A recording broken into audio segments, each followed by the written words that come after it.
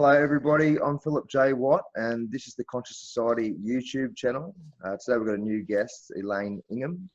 She is a soil researcher, a biologist, and the founder of the Soil Food Web Incorporated website and corporation. And this is a really important discussion around what soil is, the soil vitality, how taking care of our soil is like taking care of ourselves, directly taking care of ourselves. So welcome to the program, Elaine. Glad to be here. This should be fun. Absolutely.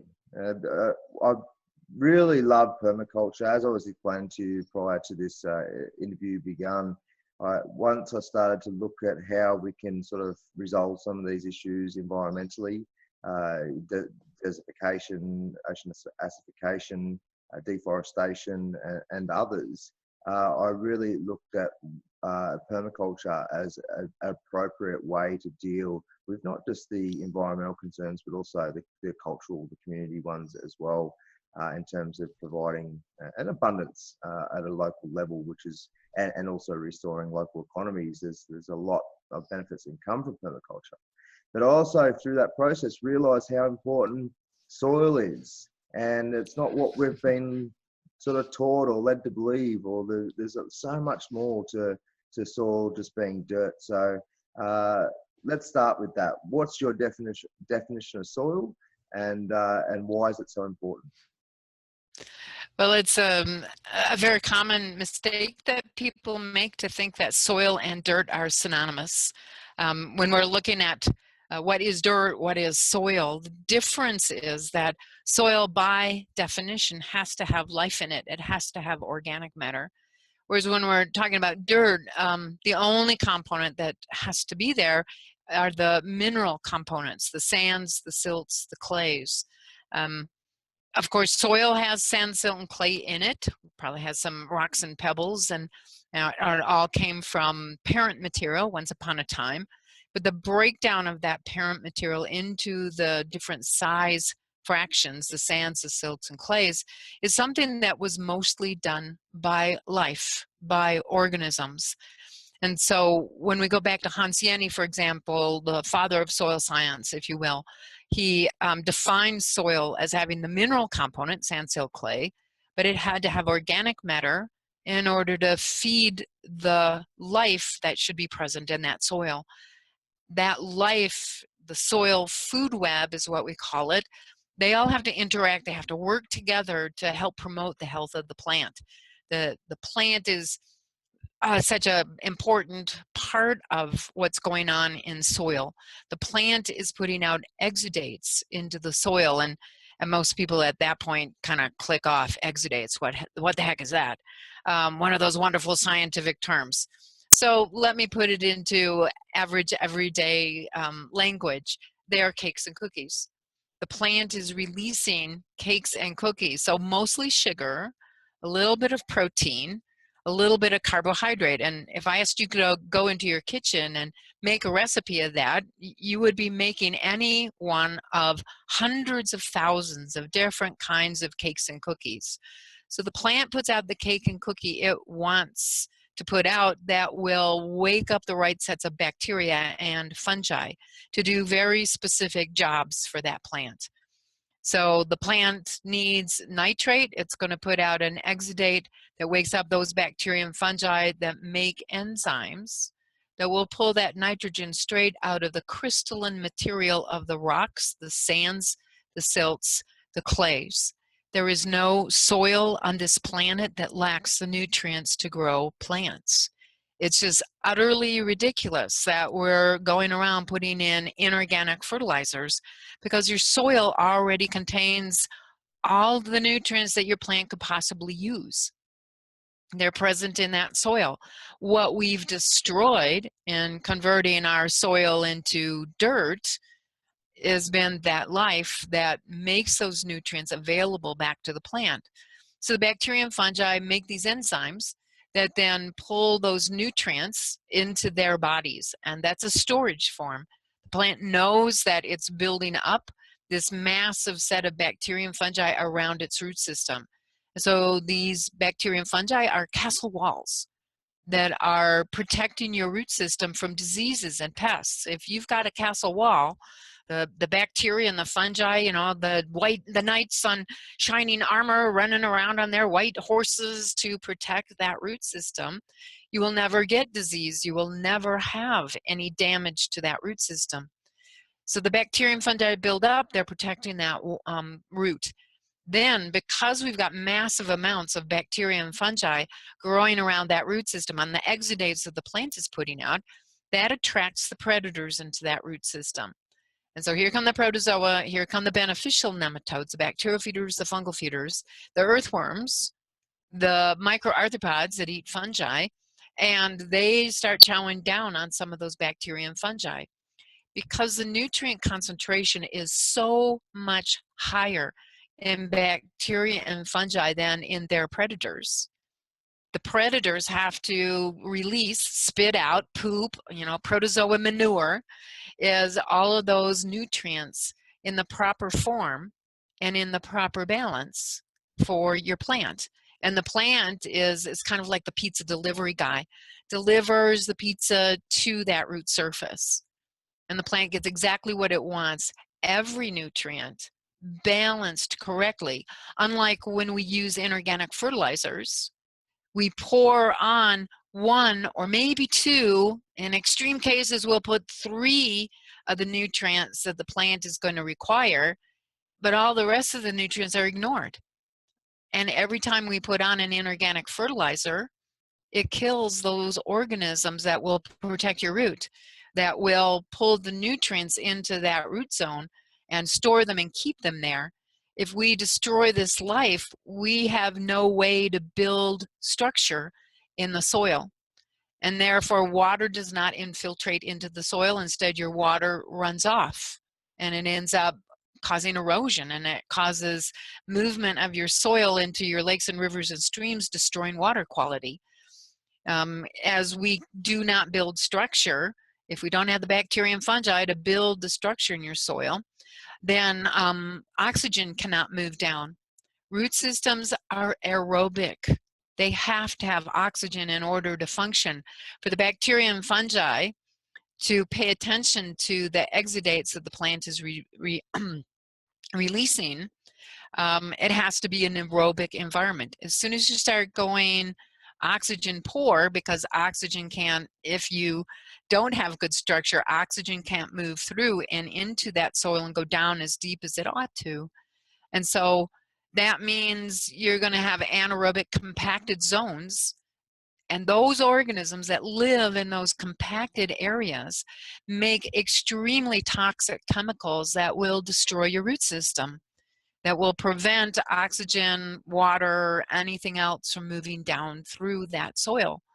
So in the agricultural world, we have this entirely incorrect idea that root systems only go down a couple inches and then they go sideways, and that's how nature made the soil. Nope, that is strictly an artifact that we human beings have imposed by our use of inappropriate levels, number of times that we till, by using inorganic fertilizers. And of course, if your root system doesn't have any protection against the diseases and pests, and right there, you're going to have to use pesticides. You're going to have to use very toxic materials, which just kill more of the very life you need. Now, why would there be companies out there selling you inorganic fertilizers and pesticides when it's a really bad idea for you to be using those pesticides or those inorganic fertilizers? Your soil doesn't need inorganic fertilizer.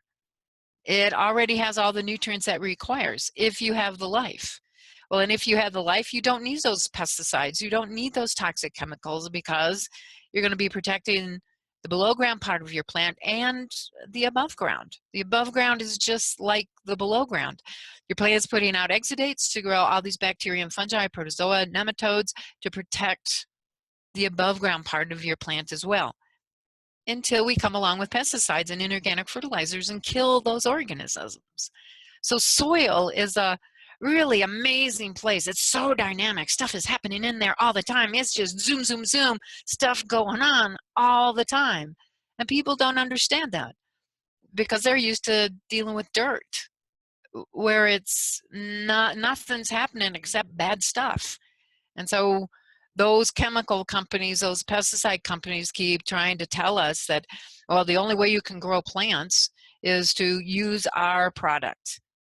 So who's getting rich? Is it the farmer or is it the pesticide companies? And so farmers have to realize, the people growing plants have to realize the misinformation that they've been handed for literally 70 years. How did plants manage to grow before we started putting pesticides and inorganic fertilizers and before we started tilling too much? They grew just fine. Old growth forests grow just fine. There's nobody out there putting on inorganic fertilizers or pesticides. There's absolutely no need for that. And yet trees are putting away and sequestering more of every nutrient in that tree's biomass on an annual basis than anybody is removing from an agricultural soil and carting off to market and selling those nutrients. Trees are putting away way more. So how did the trees manage to stay alive? It's because they've got the biology in the soil that are pulling those nutrients out of the sands, the silts, and clays every second of every day. The sand, silt, and clays in those soils are being replenished by breakdown of the rocks and the gravel and the pebbles and the parent material and the bedrock underneath. Until the day your soil runs out of rocks, until the day you don't have any more bedrock left, there's absolutely no reason to put an inorganic fertilizer on the soil except if you've been tricked into using those toxic chemicals. Well, the monopolization of our resources is an issue that goes well beyond just food and the way that we manage that aspect of life. And you've really got to a point, put into focus something that we really don't talk about enough, in my point of view, and that's the harmful effects of industrial agriculture. Industrial agriculture, or the petrochemical agricultural model, really does damage the soil, the life of the soil.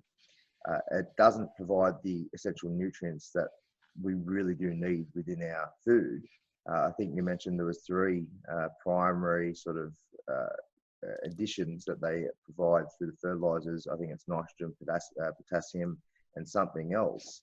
But as far phosphorus. as phosphorus, yeah, there's up to 42 or around 42 essential nutrients or minerals that realistically the plants should be, I guess, manifesting through its interaction with the life within the soil and that microbiology. And so if you eat something that was developed within a permaculture system, for example, it's not just tasting better, it's really more healthy for you. And in fact, just because something is an organic food, it's not necessarily providing all the essential nutrients that something like within a permaculture model can provide as well. And so not only is it affecting our health, the taste of food, it's also impacting life biodiversity on a huge scale. Industrial agriculture is a monoculture, so it's just one plant, planted in rows, and it looks quite clinical and like a factory line. But then that kills not just the life within the soil, because the soil is so exposed to the UV rays and sun and heat and all the other stuff. But it's also, I guess, rejecting or not essentially tracking all the types of life that we really need within our natural systems.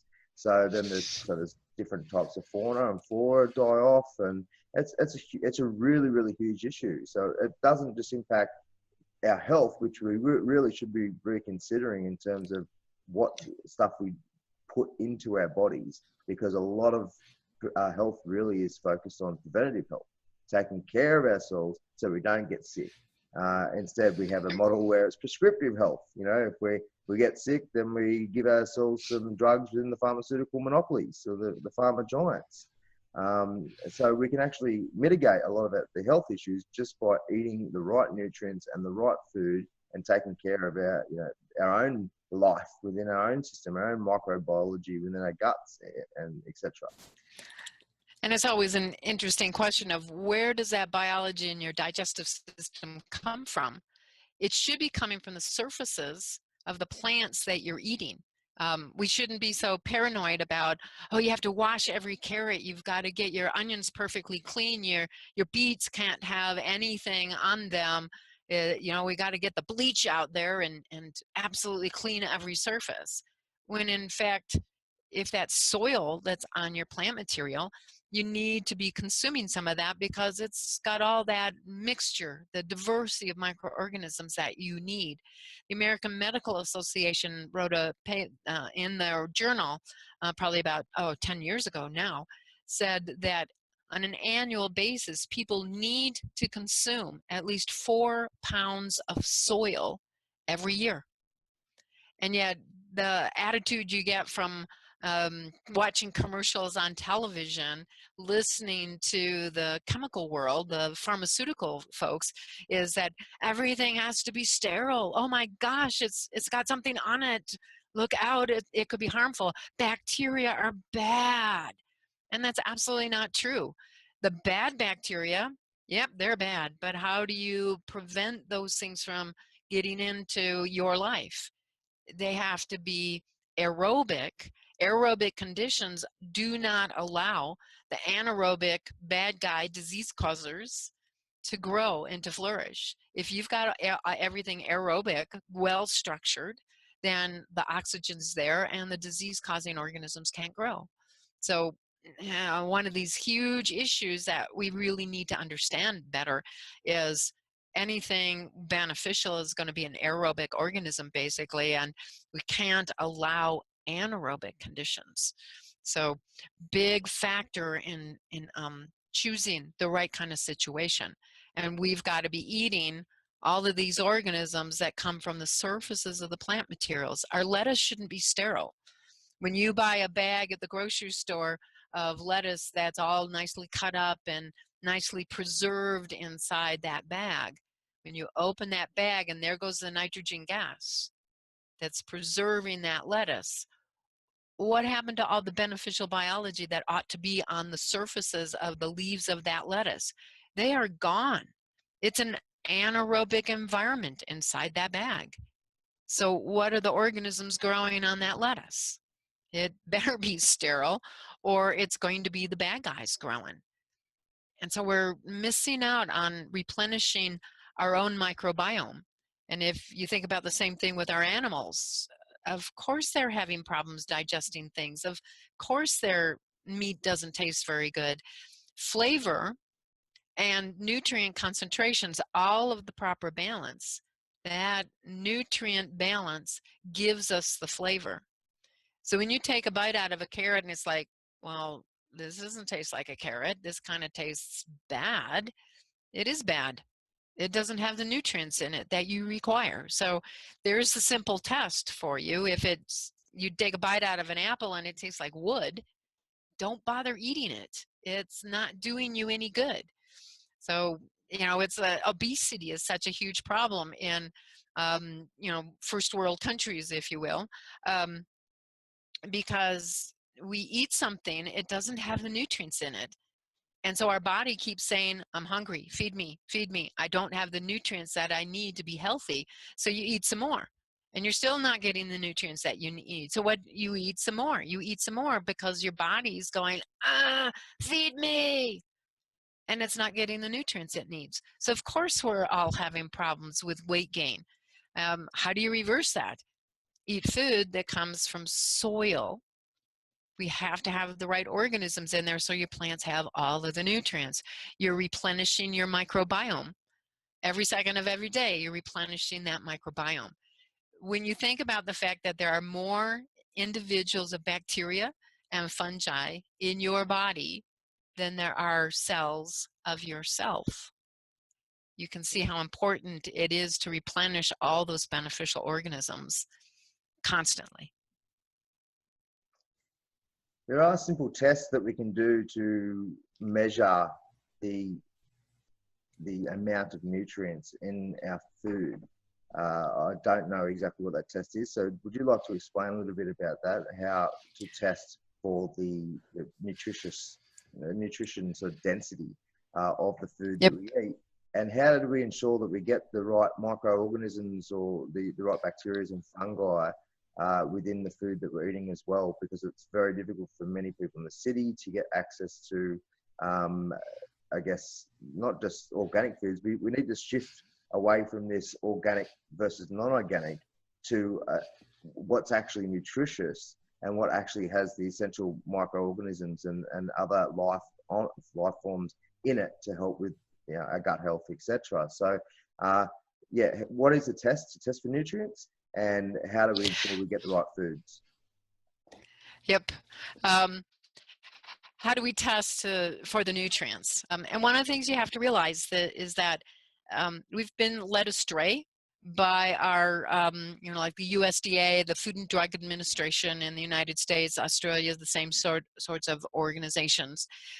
They've been measuring total nitrogen or total phosphorus. And the problem is nitrogen comes in a lot of different forms. If what you're eating is nitrate, it will kill you. That causes cancer.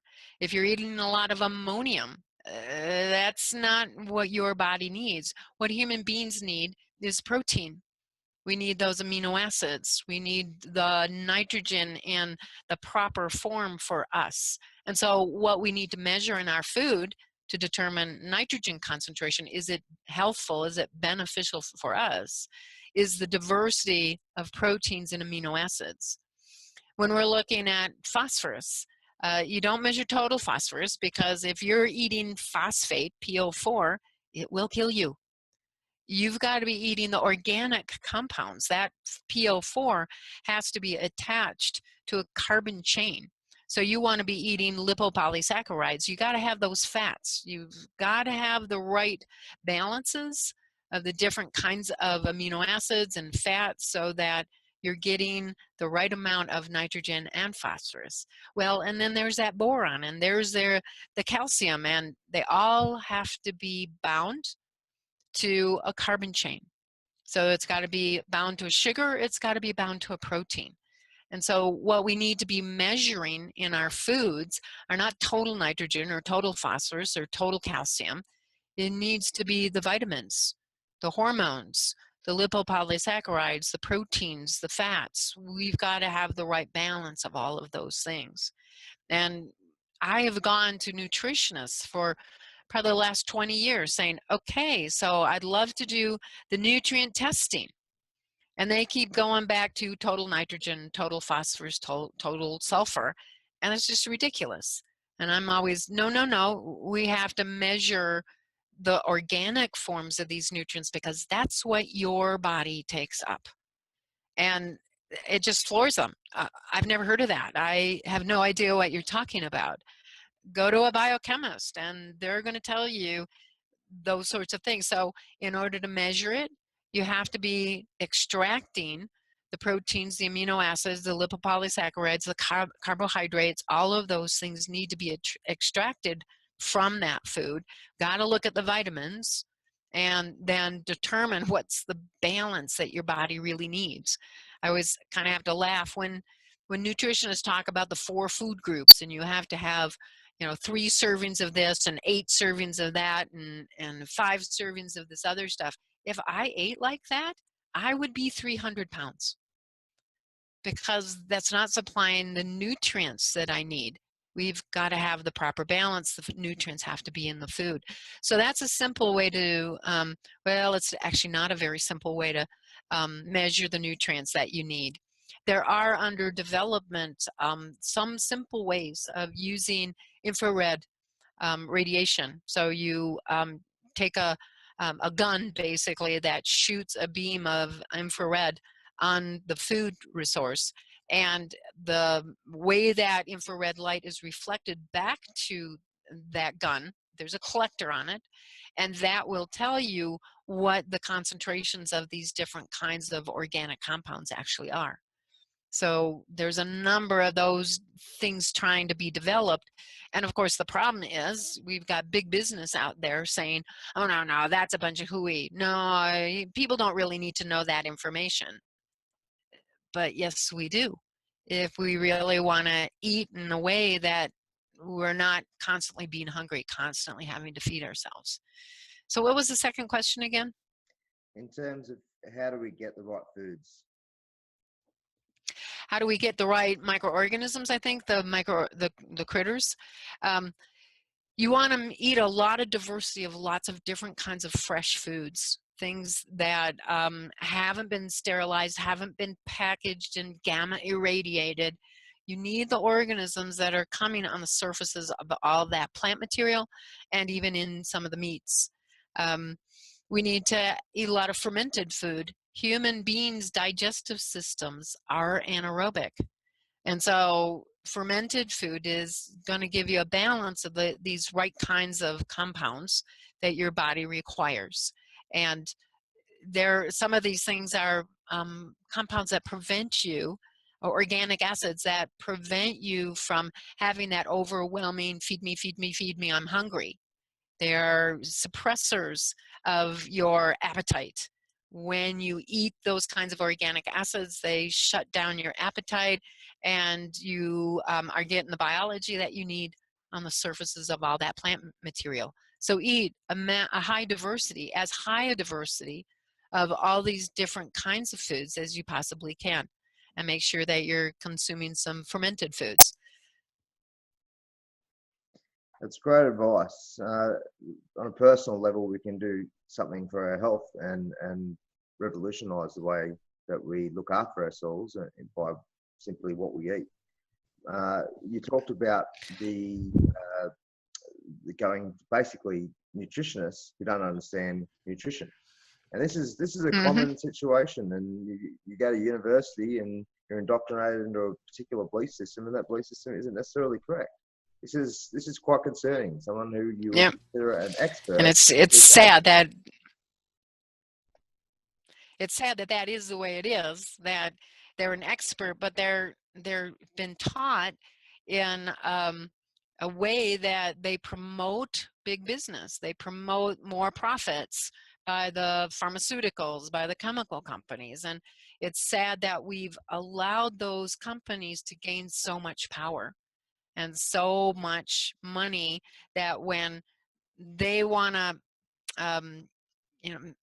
make it questionable what somebody else is saying, they've got the money to put up big ad campaigns. They've got the advertising on television. Most of the doctors, most of the hospitals are actually in their pocket because that's what's really paying for that hospital. It's a university. When I was a professor at Oregon State University, I noticed how many of my colleagues were getting all their grant money from one or two big businesses. Well, there's nobody out there giving money to people like me that are trying to understand how soil works, how all these organisms are working together with the plant to give you the nutrition that you require, so that all of those plant surfaces, everything you eat, has that massive set of beneficial organisms on it, so you're replenishing your gut flora with every bite that you take. There's no big business for that because it's really easy to make good compost. Take all your waste materials, make really good compost that's aerobic. Oh, yep, you got to keep it aerobic. We want to get the temperatures up high enough that we kill the bad guys, not the good guys. Or we want to run it through an earthworm, so you're killing the bad guys, not the good guys. And so it's easy to make your own mixture of all of these organisms, indigenous, because of course it's just the organisms in your part of the world that are going to grow on that plant material. All coming in to your compost pile has those organisms on the plant surfaces, unless they've been treated with pesticides or inorganic fertilizers. So you got to be growing non-chemical materials so you can get that full diversity of organisms. You get those organisms into the soil, and they protect your root system. They are the ones that cycle nutrients and make them available back to the plant at the direction of the plant. Those organisms are the ones that build structure so your root systems can go down as deep as they possibly can in the soil.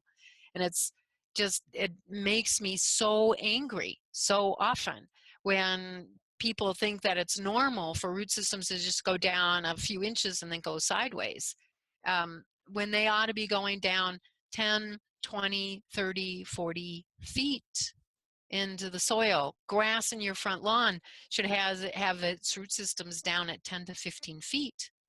You would not have to water your lawn. We will reduce the amount of water that anybody has to use to grow a crop. Drought is not going to be a problem if our root systems can go down as deep as they need to go down. In Australia, we worked with a number of grape growers that and showed them that if they got the proper biology in the soil, the root systems on their grapes were going down 30 feet. So what is that, 10 meters into the soil? And they didn't have to water their grapes at all through the driest summer. So as long as we get that springtime rain, as long as we get the typical rainfall, it doesn't matter because all of that rain is stored in the soil. The roots go down deep. They will find that water. We don't need to be watering massive amounts on most of our crops if we get the life back into that soil. So there are just so many things that we've got to get across to the general public, make them understand that they've been manipulated. They are there to fork out all of their money to these big companies that have pulled the wool over their eyes. They have to wake up. They've got to start to understand that they need to put their money where their mouth is and pay for getting this biology back into the soil. But it is really so simple to do because you just make compost, really good compost, and you can put that biology back into the soil, and now you start receiving all these benefits that I've been talking about. The corporatization of our world is a very real problem. It permeates many different areas of life. Obviously, it has incorporated itself into our political spectrum. Big money buys a lot of power and policy development, and that is just the world we live in. There is no distinction between politics and business these days. But it doesn't matter what you look at: health, food, education. The list just keeps on going on, where especially with the money system in and of itself, where the big business, i.e. big money, which is, there are elite power structures that do permeate all of our systems and models for social organisation and how to economise our societies, etc. And we really need to start realising that it's a profit-driven system, and it's not about what's best for the environment, what's best for us. It really is what's best for the pockets of a small few. Now, we know that industrial agriculture has killed a lot of the life in our soil. That's why we need the petrochemical additions, because otherwise the plant just simply would not grow. So I have recently come across the concept of compost tea, and that sounds like a pretty efficient way of revitalising dirt into soil by providing the trillions of microorganisms it requires. So let's have a little chat about what compost tea is, as well as, do we need to protect soil? Like in I think it's the Garden of Eden documentary, where he covers the soil with a lot of mulch. Is that important to do as well? So how do we revitalise the soil through compost tea? And do we need to protect the soil from the other natural elements of the sun, etc.? Yep. And so compost tea is basically where we're going to take a really good compost that has the appropriate amount of bacteria and fungi, protozoa, nematodes, beneficial nematodes, perhaps some microarthropods in there too, and extract those organisms out of the compost using water that's being moved by air bubbles, air being pumped into that water. And so extracting those organisms off the surface of the compost into the water, we're going to add some additional foods to get all those microorganisms growing really rapidly. So that when we put them out into a system where we've got dirt and we want to convert that dirt back into soil so we can have all these benefits, we are inoculating those microorganisms in a rapidly growing situation. So they get into the soil, they immediately start doing all of the work that is required. They start building structure so oxygen can start going down deeper into the soil, so your roots can go deeper, so your water will move down and be held in the structure of that soil, fully aerobic all the way down. No diseases, no pests are going to attack your root systems if we're in an aerobic system. So that's the whole beauty of compost tea, is it's a liquid way to apply these organisms to your soil, have them rapidly growing so they will very quickly start doing these conversions.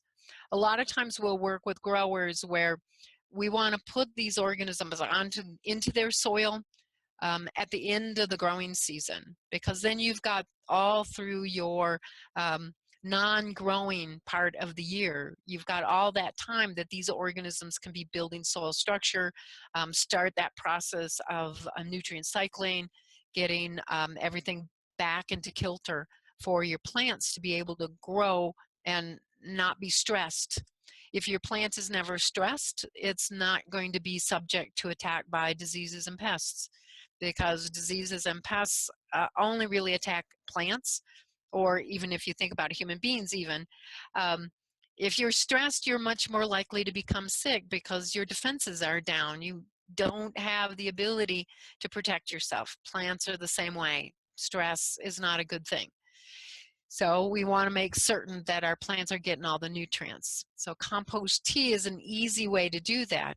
You can apply compost tea any way that you apply water.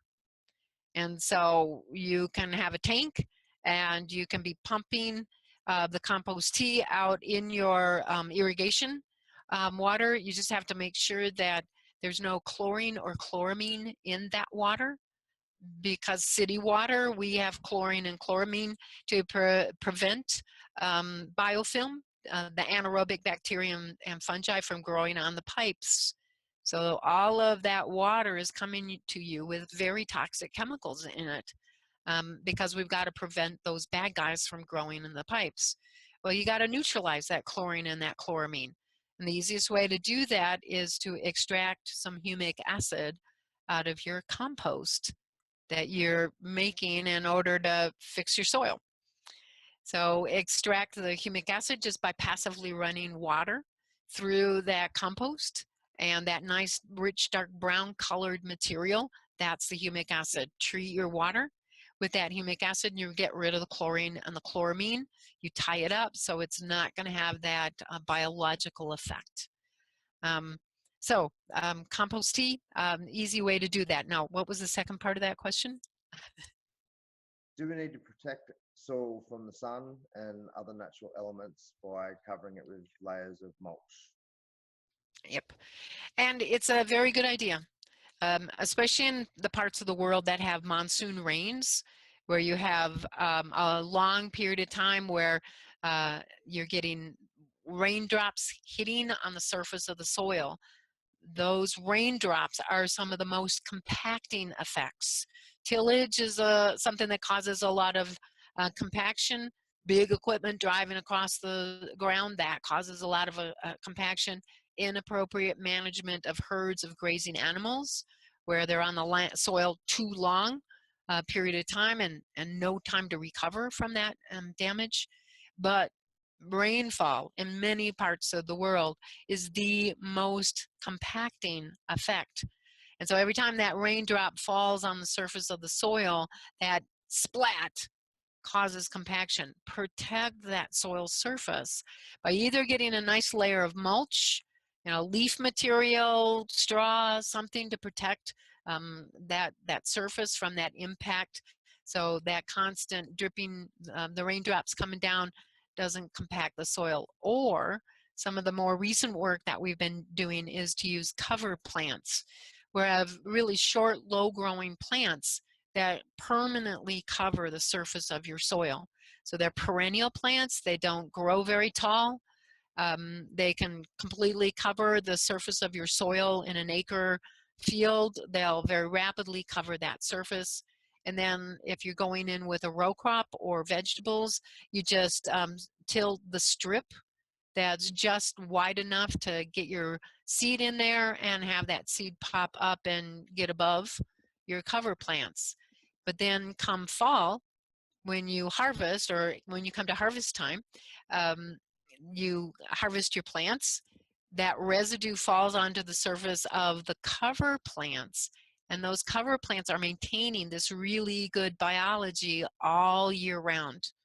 So all your residues decompose and are no longer present within about a month after harvest. But those cover plants are now completely covering the surface, so the rain is falling on the surface of the cover plant. And so we have lists on our website, soilfoodweb.com, and on environmentcelebration.com. We have lists of those kinds of cover plants. Also, the two SFI laboratories in Australia, the one in Lismore and the one just outside of Melbourne, they have on their websites some of these cover plant species that are appropriate for the different parts of Australia. So yes, you have to protect your soil surface. You have a choice. And the thing I always think about is when you're putting mulch out all the time, that means you're out there having to do work. You've got to find that mulch, you've got to buy it, or you've got to make it yourself. And now you got to be out there driving back and forth across your field, putting that mulch out there. It's much easier if for the last time in your entire life, you're going to go out and buy these perennial seeds. You put them into the soil and they maintain themselves. You don't want just one species of cover plant. You want a mixture of about 25 different seeds, because you don't know the weather that Mother Nature is sending to you. You don't know if it's going to be a cold spring, or a hot spring. You're going to have moisture. You're going to have, floods. What's it going to be? So you need plants that will tolerate all of those different kinds of conditions. And I have never seen precisely the same set of plants growing to cover my fields. It's never been precisely the same mixture. The percent of each of those plants is responding to these environmental conditions differently every springtime. But it means your fields are always beautiful and green. And a lot of times we pick things that have really beautiful flowers. So it's a joy to walk out onto your soil. An analogy I like for soil is it's like the blood of the body, because it's got so much life in there, and we need to protect that. You don't have blood just cruising around top of our skin. We've got a skin to keep our blood within our body, and we can look at the skin as you mentioned, ground cover, companion planting, things that fix the soil, provide the right something like a nitrogen fixer or other minerals that the soil needs, and as you said, that it's quite natural.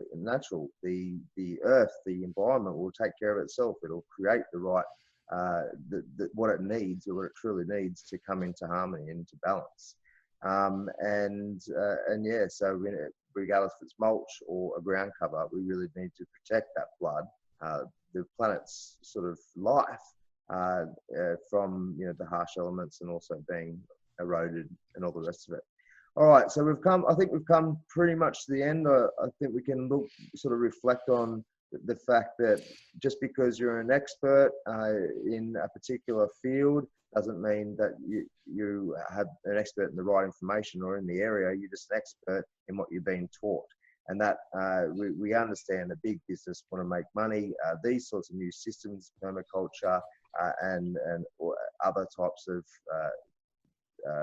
systems that don't require the petrochemical machine are not good for those business, but they're good for our health. So we really need to start transitioning to that area. Soil is full of life. as far as I understand it, the sugars that the plant are pumping down into the soil attract those microorganisms, and those microorganisms aren't being eaten by the plants. They're putting off different types of chemicals when they interact with the sugars of the plant, and that's what the plant sucks up. And if you get some really and if the plant isn't pumping out too many sugars, it's very easy for it to attract the right microorganisms. The rest of those sugars can go into the fruits or the vegetables of that plant, and you're getting more healthy, nutritious, tasty foods.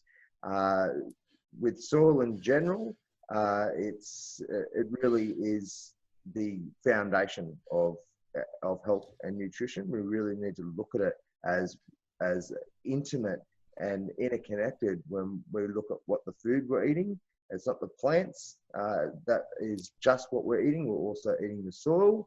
You talked about lots of life, these microorganisms, bacteria and fungi and whatnot that are actually on the surface of these plants and the foods that we eat, which is something I didn't realize myself. So washing these foods or getting them in non-oxygen environments is less healthy and less nutritious than getting them fresh straight off the field.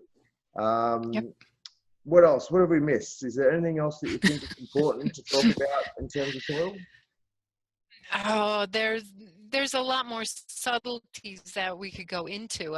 We do have online classes that people can take, and in the Life in the Soil class, it's about 24 hours of lectures talking about biology and what it does, and the consequences of having the beneficial organisms, the consequences of having the disease causers, the bad guys, how much damage it does to this planet. And people always talk about we're going to be running out of food, and Monsanto was always saying that sort of thing of we're going to run out of food in 2025, so we have to have these genetically engineered plants. We've got to be out there pouring on all of these chemicals and Roundup, and it's just absolutely not true.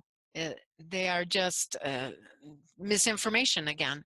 We have all the food that we need to feed everybody on this planet a really good diet.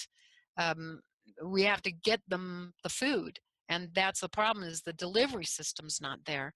We need to improve the nutrition in that food so we don't need to eat as much food. We are going to be satisfied with a much smaller amount of food. We don't need to be eating massive quantities of food.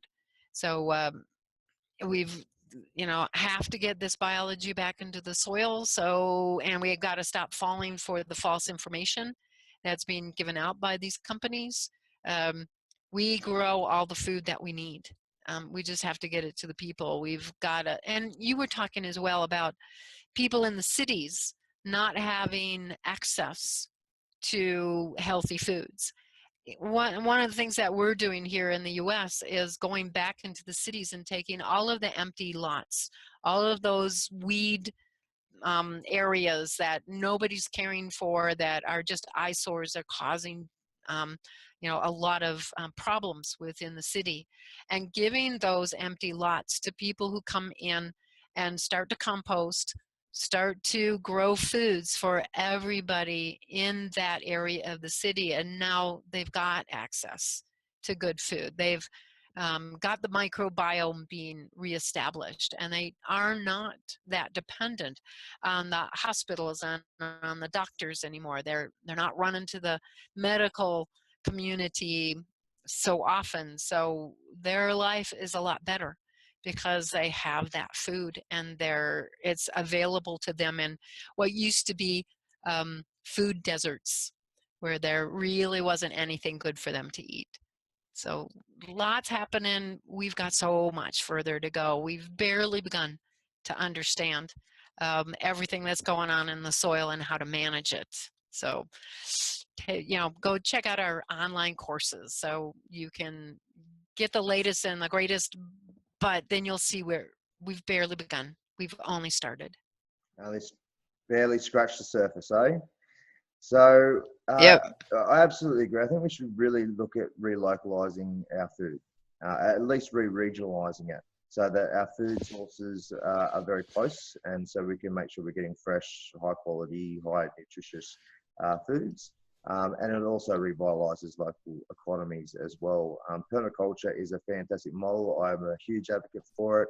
You can do it in small backyard plots, big community plots. You can really revitalize the soil of your local area through permaculture principles and other composting principles.